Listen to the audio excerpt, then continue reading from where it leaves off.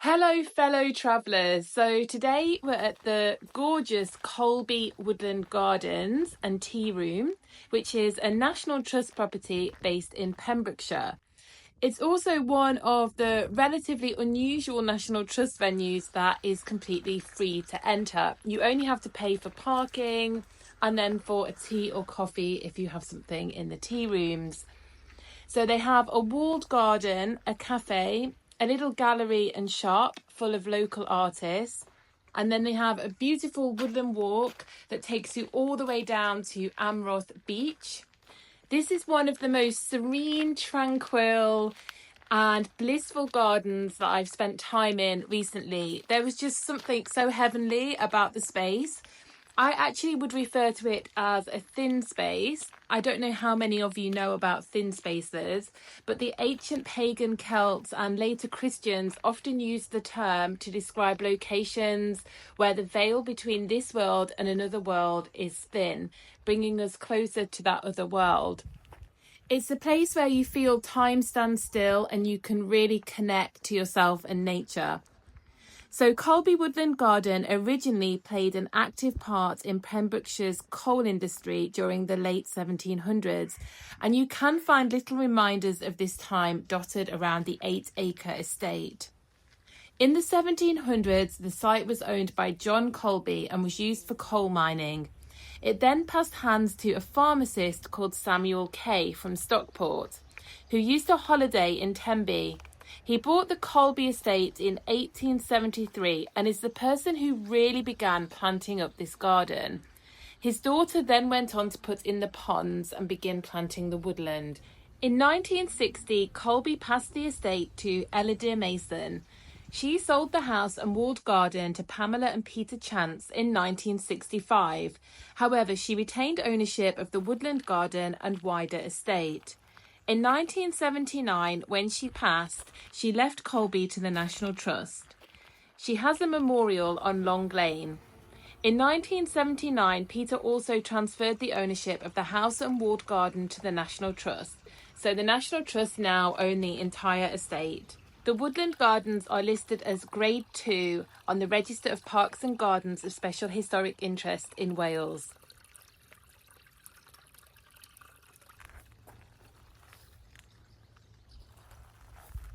Maybe it's because I'm a Pisces, but I absolutely adore the sound of running water. There is nothing I find more peaceful and relaxing. This estate has a lot of running water. It has a small water feature in the garden, which makes a gorgeous sound. And then there's another one by the tea rooms. And then as you walk down to Amroth Beach, you walk alongside a brook that runs all the way through the meadow and follows you down towards the sea.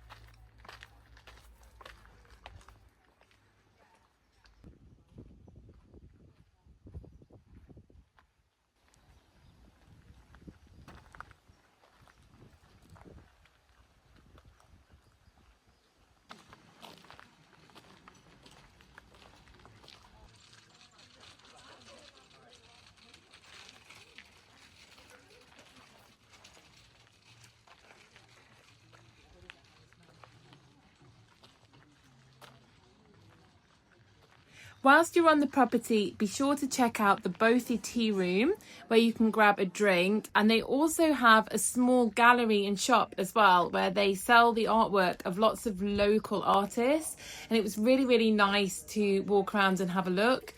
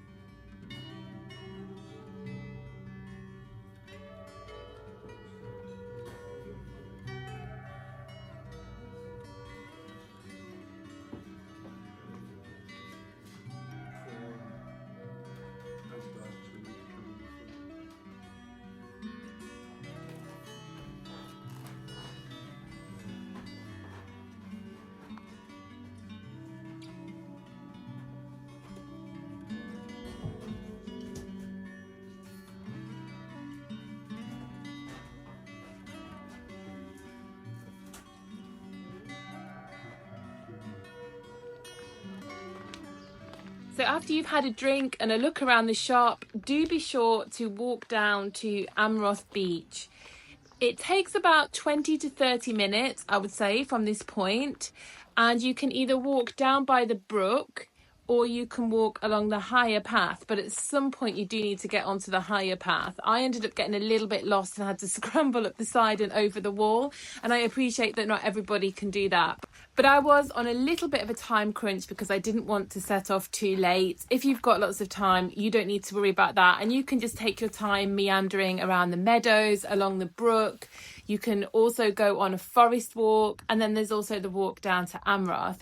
And Amroth Beach in itself is actually a really, really cute place. It also has a few cafes there and things to do.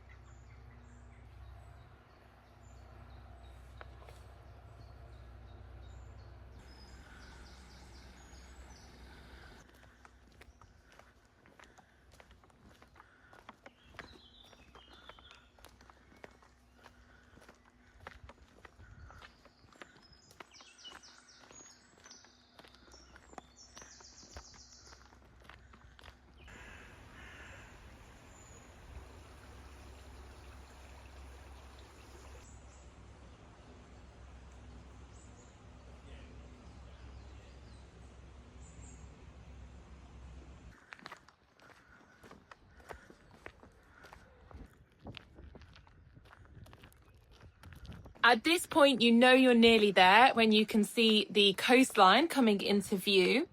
So Amroth Beach has a blue flag status and it sits at the start of a 186-mile Pembrokeshire coastal path.